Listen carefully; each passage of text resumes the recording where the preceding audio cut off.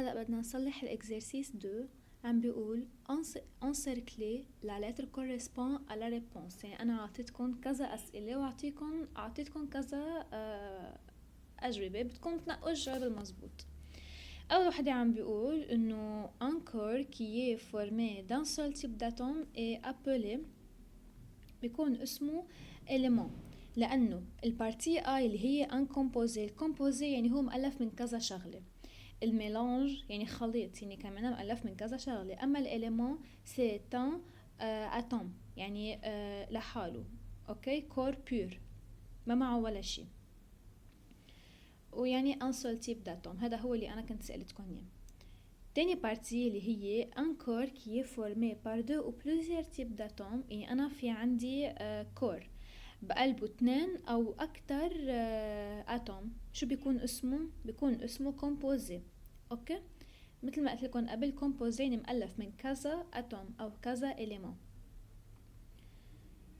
تالت وحدة اللي هي لا فورمول دو ليدروكسيد دو كالسيوم. انا كرمال اعرف الفورمول للهيدروكسيد دو كالسيوم بكتب السيمبول تاع الكالسيوم على جنب، وبكتب السيمبول للهيدروكسيد على جنب. انا هول بكون حافظتهم. الكالسيوم هي CA2+، والهيدروكسيد هي ال OH-، بس مع بارنتيز. ليه؟ لانه انا في عندي شغلتين اللي هي ال O وال H. فدابري لا ميثود دو كروازمون، هيدي ال 2+ بدها تجي لعند ال OH، وهيدي ال 1 اللي حد الموان بدها تجي عند ال CA، فبصير في عندي CaOH2 اللي هو الريبونس C.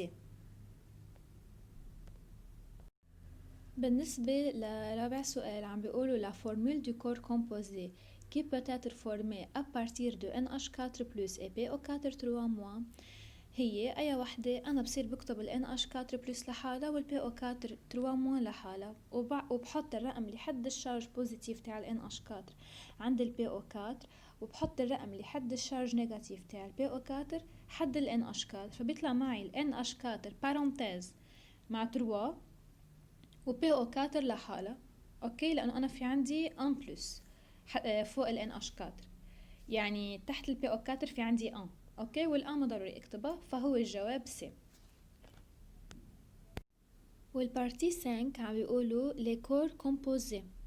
برجع بذكركم، كور كومبوزي يعني مؤلف من كذا اتوم. Les corps composés qui peuvent être formés avec un élément X de charge 3+ et de charge 2+, et un élément Y de charge 2-. يعني أنا في عندي 3 أتوم، أو بالأحرى 3 إيون. في عندي ال X 3+ وال X 2+، وعندي ال Y 2-. فأكيد البلس بدها تعمل بدها إنه تتحد مع الموا كرمال يعطينا كومبوزي. أكيد الكومبوزي منه مؤلف من 2 إيون شارجي بوزيتيف، لازم واحد يكون بوزيتيف واحد يكون نيجاتيف. اذا اثنيناتهم بوزيتيف او اثنيناتهم نيجاتيف ما بيتفقوا مع بعضهم وما بيعملوا لنا كومبوزي. اوكي، فالكومبوزي لازم يكون مؤلف من ايون بوزيتيف وايون نيجاتيف.